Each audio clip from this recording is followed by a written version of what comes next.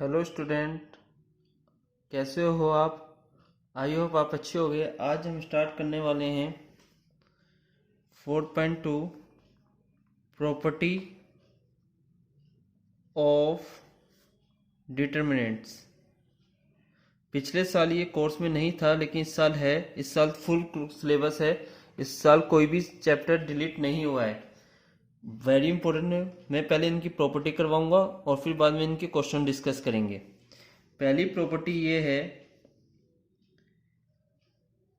Every element of two row और two column are equal, then determinant is zero. यदि किसी भी, जैसे ये है डिटरमिनेंट, यहाँ 1 2 3 है, ये भी 1 2 3, और यहाँ कुछ भी हो, यदि दो रो या कोई दो कॉलम इक्वल हो तो उसका आंसर डायरेक्ट जीरो होता है और कोई दिक्कत नहीं है। Second property, every element of any row और any column are zero, then determinant is zero. मतलब कोई सी रो या कोई सा कॉलम जीरो, बाकी कुछ एलिमेंट of कुछ भी लिखा हो, कोई दिक्कत नहीं है, तो आंसर डायरेक्ट जीरो हो। या तो पूरा कॉलम जीरो हो या कोई रो जीरो हो, तो आंसर डायरेक्ट जीरो आप लिख सकते हो। तीसरा, जैसे मैंने लिखा है X plus A, Y plus B, Z plus C, 1 2 3 4 5 6, तो इसको ब्रेक कर सकते हो आप इस तरह से। जैसे 1 2 3 4 5 6 तो ऐसे ही रहेगा, 1 2 3 4 5 6। पहली में बीच में एडिशन का साइन है, एक्स प्लस ए, एक्स यहाँ प्लस ए, वाई यहाँ प्लस बी, जेड यहाँ प्लस सी। मतलब इस तरह से आप इसे ब्रेक कर सकते हो, ये प्रॉपर्टी का रूल है। चौथा, किसी का डिटरमिनेंट या उसका ट्रांसपोज कर डिटरमिनेंट दोनों हमेशा इक्वल होते हैं, कोई दिक्कत नहीं है। किसी का डिटरमिनेंट और उसका ट्रांसपोज कर डिटरमिनेंट हमेशा क्या होते हैं? इक्वल होते हैं। यदि जैसे मैंने लिखा X Y Z A B C P Q R, मैं इसमें C2 और C3 के कॉलम को इंटरचेंज कर रहा हूं। C2 और C3 के कॉलम को क्या कर रहा हूं? इंटरचेंज कर रहा हूं। तो C2 ये है आपका, C3 ये है, P Q R A B C, और ये ऐसी का ऐसी रहेगा। जब आप किसी भी कॉलम को सीक्वेंस में किसी को कॉलम को इंटरचेंज करते हो तो बाहर माइनस का साइन। यदि मैं दोबारा इसे C1 और C2 को इंटरचेंज करता हूं, एक माइनस और आएगा बाहर, फिर P Q R x Y Z. मेरा कहने का मतलब ये है कि ये कॉलम इधर चला गया और ये अलग कॉलम के एलिमेंट इधर चले गए, तो इस तरह से इंटरचेंज कर सकता हूं। मैं डायरेक्ट C1 को C3 में इंटरचेंज नहीं कर सकता, मैं एक सीक्वेंस में चेंज कर सकता हूं। पहले C1 C2 को, फिर C2 C3 को। डायरेक्ट C1 और C3 को इंटरचेंज नहीं कर सकता। और ज्यादातर इसमें प्रॉपर्टी ये लगेंगी, C1 arrow C1 plus C2 plus C3, उसके बाद इसी में R1 arrow R1 minus R2, R2 arrow R2 minus R3। लेकिन छठी और सातवीं प्रॉपर्टी जो मैं बता रहा हूं, ये क्वेश्चन के अकॉर्डिंग है, वह अलग से कभी भी R1 arrow R1 plus R2 plus R3, और इसके बाद C1 arrow C1 minus C3 और C2 arrow C2 minus C3। ये छठी और सातवीं प्रॉपर्टी क्वेश्चन के अकॉर्डिंग चलती है। चलो इसके क्वेश्चन करते हैं जिससे आपको और अच्छी तरह समझ आ सके। जैसे पहला क्वेश्चन है, लेफ्ट हैंड साइड ले ली, X Y Z A B C और X plus A Y plus B और जेड प्लस सी। अभी मैंने एक प्रॉपर्टी बताई थी बेटा, क्या प्रॉपर्टी थी? इसको ब्रेक कर सकते हो एक्स प्लस ए, जैसे एक्स वाई जेड ऐसी रहेगा, ए बी सी ऐसी रहेगा, बीच में किस चीज का साइन है, प्लस का, प्लस आ गया, X Y Z A B C. तो यहां पहले क्या था, एक्स वाई जेड, यहां ए बी सी, और मैंने इस तरह से इसे ब्रेक कर लिया। तीसरी प्रॉपर्टी जो मैंने अभी आपको लिखवाई है। अब इसमें देखो, इसमें पहला और तीसरा कॉलम इक्वल है, इसमें दूसरा और तीसरा कॉलम इक्वल है। मेरी पहली प्रॉपर्टी यही थी, किसी भी डिटरमिनेंट के अंदर दो एलिमेंट, दो रो या दो कॉलम आपस में इक्वल हो तो डिटरमिनेंट जीरो होता है। इसका भी जीरो, इसका और इसका भी जीरो, तो आंसर क्या आएगा, जीरो। लेकिन साथ में ये बात लिखनी पड़ेगी, every element of two row या two column are equal then determinant zero. ये बात आपको लिखकर दिखानी पड़ेगी। अब जैसे सेकंड क्वेश्चन देखो बेटा, मतलब हमें क्वेश्चन के अकॉर्डिंग चलना है और कुछ अलग नहीं करना। सेकंड क्वेश्चन में a minus B, B minus C, C minus A, B minus C, C minus A minus B, C minus A minus B minus C. इसको देखो मेरे को जीरो लाना है। मैं ये अपनी देख, ध्यान रखना, हमने पहले एलिमेंट्री ट्रांसफॉर्मेशन किया था तो उसमें मैं केवल रो की प्रॉपर्टी लगाता था या केवल कॉलम की प्रॉपर्टी लगाता था। इसमें मैं रो और कॉलम दोनों का यूज कर सकता हूं। जैसे मेरे को जीरो लाने के लिए C1 arrow C1 plus C2 plus C3 लगाकर देखो, आपके माइंड में जो भी आ रहा है जिससे जीरो बन सके, यानी कि ये पहला कॉलम, ये दूसरा कॉलम, ये तीसरा कॉलम, पहले कॉलम के सारे एलिमेंट दूसरे और तीसरे कॉलम के कॉरस्पॉन्डेंस एलिमेंट से ऐड करेंगे। जैसे इसको ऐड करो पहले, ये तो ऐसी के ऐसी रहेंगे, सेकंड और थर्ड कॉलम।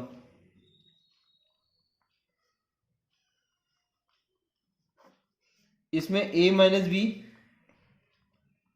बी माइनस सी और c माइनस ए, ऐसी b minus c minus A minus B, C minus A minus B और b माइनस सी। ये आपस में सब कट रहे हैं बेटा। तो पहला एलिमेंट आपका क्या आ गया, जीरो आ गया, a माइनस बी माइनस सी। पहला एलिमेंट जीरो तो पूरा आंसर क्या आ गया, जीरो। और ये प्रॉपर्टी मैंने लिखवाई थी, यदि every element of any row, second property जो अभी लिखवाई थी, एनी रो या एनी कॉलम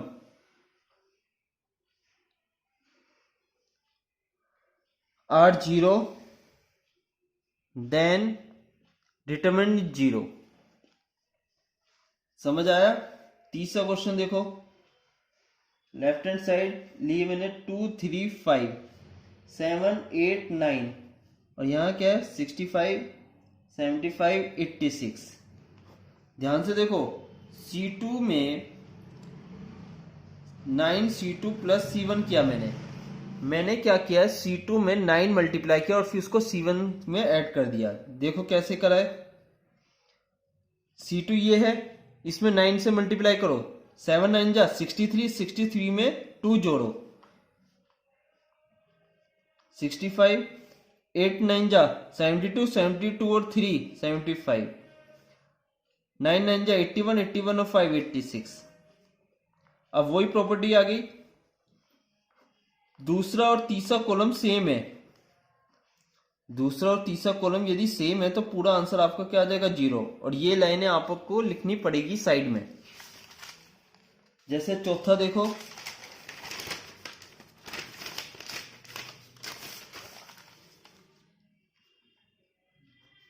फोर्थ में 1 1 1 BC CA AB, AB plus C, BC plus A, CA plus B. देखो ध्यान से, सबसे पहले इस ब्रैकेट के अंदर ये टर्म को मल्टीप्लाई करो, B C, C A B, A B plus A C, B C plus B A और सी ए प्लस बी सी। आप अपनी ब्रेक भी कर सकते हो, लेकिन सबसे आसान तरीका यह है कि मैं C3 में C2 ऐड कर रहा हूं। C3 में C2 ऐड कर रहा हूं, मतलब कैसे होगा देखो, B C, C A B, इसमें ये ऐड करना है, तो a B plus b C plus c A B plus b C plus c A b b C plus c a. Third column में सारे एलिमेंट सेम है, तो मैं common out a B plus b C plus c a from C3, third column में से मैं common निकाल रहा हूं, तो a B plus b C plus c a, 1 1 1 b C C A b. अब देखो पहला और तीसरा कॉलम इक्वल है ना, और मैंने अभी बताया था वो लाइन लिखनी है दोबारा, तो जिसके कारण ये डिटरमिनेंट पूरा जीरो हो गया, और जीरो की मल्टीप्लाई इससे करी सारा जीरो। अब जैसे फिफ्थ क्वेश्चन देखो, b plus c, c plus ए plus b, q plus r, r plus p plus q, y plus z, z plus x plus y. और आपको इसको डिटरमिनेंट के इक्वल ही लाना है, और उसको सोल्व नहीं करना, डिटरमिनेंट के इक्वल लाना है। सबसे पहला step, R1 arrow R1 plus R2 plus R3। अभी तो मैं क्वेश्चन करवा रहा हूं, धीरे धीरे आपको खुद समझ आने लगेगा कि ये प्रॉपर्टी में क्यों लगा रहा हूं। तो R1 ये है, R2 ये रही, R3 ये रही, R1 में R2 और R3 ऐड कर दो, तो ये टर्म तीनों ऐड होंगी, और ऐड करके कहां लिखी जाएंगी, R1 में। 2a plus B plus c double हो जाएंगी, ये भी और ये भी, ये टर्म ऐसी की ऐसी, R plus p plus Q, Z plus x plus Y. अब पहली रो में से कुछ कॉमन आ रहा है 2 कॉमन आ रहा है, तो निकाल लो।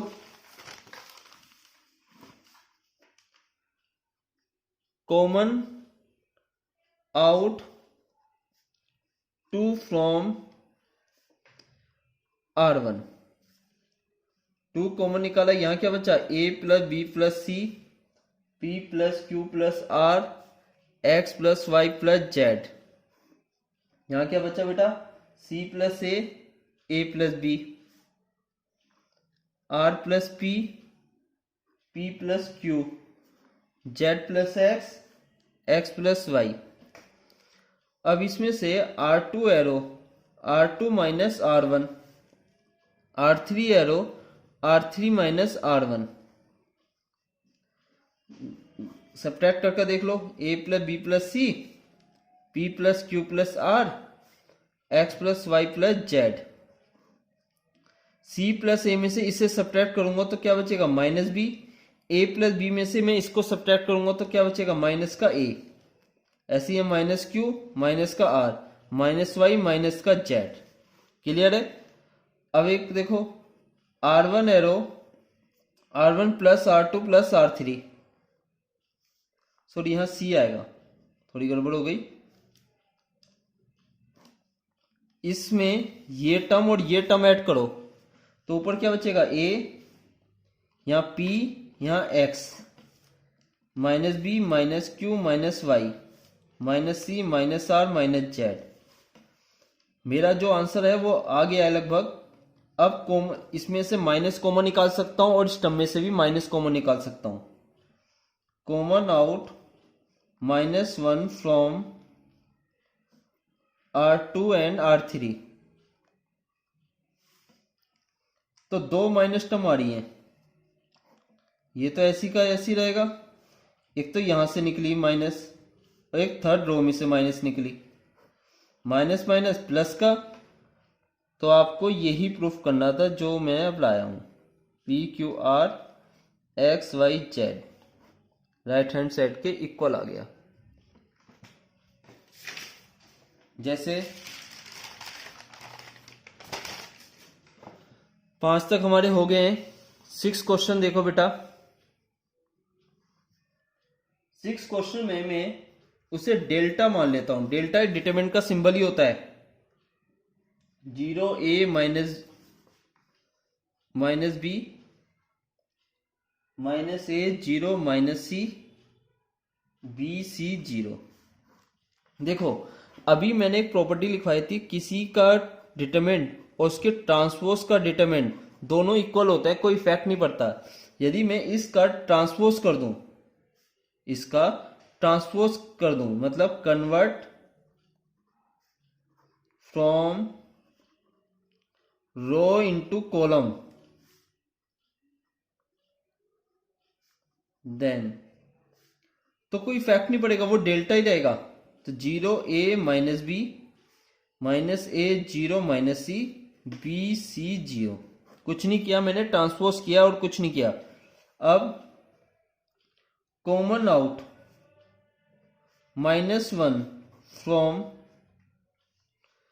C1 C2 C3 respectively. इसमें से माइनस कॉमन निकाला, इसमें से माइनस कॉमन निकाला, इसमें से माइनस कॉमन निकाला। कहीं से भी माइनस कॉमन निकालते हो तो उसके अंदर के साइन चेंज हो जाते हैं। तो ये 0 a minus B b a 0 c minus B minus c 0। 3 बार मल्टीप्लाई में माइनस है तो माइनस का साइन, और ये टर्म देखो माइनस का साइन। ये टर्म तो वही आ गई जो स्टार्टिंग में थी, और वो किसके इक्वल थी? डेल्टा के।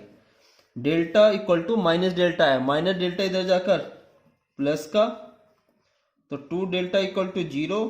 तो डेल्टा की वैल्यू क्या आ रही है? 0। आसान क्वेश्चन थे, प्रैक्टिस करोगे तो जरूर हो जाएंगे। 7वां क्वेश्चन देखो, आगे की मैं हिंट दूंगा, आपको थोड़ा सा आइडिया हो गया होगा। A B a C b a minus b square b C C a C b minus c square. ध्यान से देखो बेटा, अब मैं इसमें से यही लिख देता हूं common out a B c from R1 R2 R3। तीनों में से R1 में से A निकाला रेस्पेक्टिवली, R1 में से A निकाला, R2 में से B निकाला, R3 में से C निकाला। तो बाहर क्या आ जाएगा? A B c. इसमें से A कॉमन निकाला है तो अंदर क्या बचा? Minus A B c. इसमें से B कॉमन निकाला, A माइनस बी सी, यहां A B माइनस सी। अब फिर देखो, पहले कॉलम में से A कॉमन निकला है, दूसरे कॉलम में से B कॉमन निकला है, तीसरे कॉलम में से C कॉमन है। ये स्टेप और कर लो आप। Common out A B C from C1 C2 C3 respectively. तो बाहर पहले ए बी सी था, अब ए स्क्वायर बी स्क्वायर सी स्क्वायर बन गया। -1 1 1 1 1 -1 1 1 -1। अब इसको सोल्व करो। ध्यान रखना, कभी डिजिट वाले को सोल्व करना पड़ जाए प्रॉपर्टी की हेल्प से तो वो प्रॉपर्टी यूज करो जिससे ज्यादा जीरो बनने हो। अब देखो, R1 arrow R1 plus R2 और R2 arrow R2 plus R3। आराम से हो जाएगा अब ये। इसमें इसको जोड़ो और कहां रखना है? R1 में। इसको जोड़ो 0, इसको जोड़ो 2 आ गया। ये 2 0 0। दो R2 R3 को जोड़कर कहां रखना है? R2 में। ये 1 -1। अब इसे सिंप्लीफाई कर दो। इसको और इसको सोल्व करने की जरूरत है नहीं, क्योंकि इसका एलिमेंट जीरो ही है। डिटरमिनेंट जैसे सोल्व करते थे पॉजिटिव नेगेटिव पॉजिटिव, तो जहां दो जीरो दिख जाए उसको तो सोल्व करने की जरूरत ही नहीं पड़ेगी आपको। थर्ड कॉलम को सोल्व कर लो, हो गया काम आपका। 2, याद आ रहा है, इसको रो को छुपाया, इस कॉलम को छुपा ला, 2 माइनस 0, तो आपका आ गया आंसर 4a² b² और c²। आठवें के फर्स्ट और सेकंड बिल्कुल सेम कॉपी है। मैं आठवें का सेकंड करवा देता हूं, फर्स्ट आसान है, फर्स्ट आसानी से आप कर भी लोगे। यह आया 1 1 1 ABC AQ BQ CQ। देखो ध्यान से, मैं थोड़ा लिख देता हूं कि चाहिए क्या मुझे, A minus B B minus C C minus A और इंटू में A plus B plus C. देखो बेटा, A माइनस बी चाहिए तो इसमें से इसे घटाएंगे, तो पहली प्रॉपर्टी साफ है, C1 arrow C1 minus C2, C1 में से C2 को घटाया। दूसरा क्या चाहिए, B माइनस सी, तो C2 arrow C2 minus C3। एक बारी में दो से ज्यादा प्रॉपर्टी नहीं लगानी, केवल एक बारी में आप दो से ज्यादा प्रॉपर्टी नहीं लगा सकते, ये बात ध्यान रखना आप। तो यहां आएगा 0 A minus b AQ minus BQ, 0 B minus c BQ minus CQ, ये ऐसी का ऐसी। इसको सोल्व करो, 0 A minus b AQ minus BQ का फॉर्मूला बेटा A minus b A² plus AB plus B², B minus c B² plus BC plus C²। अब देखो, पहले कॉलम में से क्या कॉमन आ रहा है, A माइनस बी, दूसरे कॉलम में से क्या कॉमन आ रहा है, B माइनस सी। काम बन रहा है मेरा।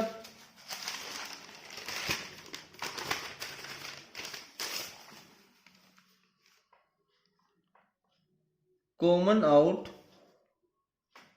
A minus b B minus c from C1 C2 respectively. देख, कोशिश करोगे तो जरूर हो जाएंगे क्वेश्चन आपसे।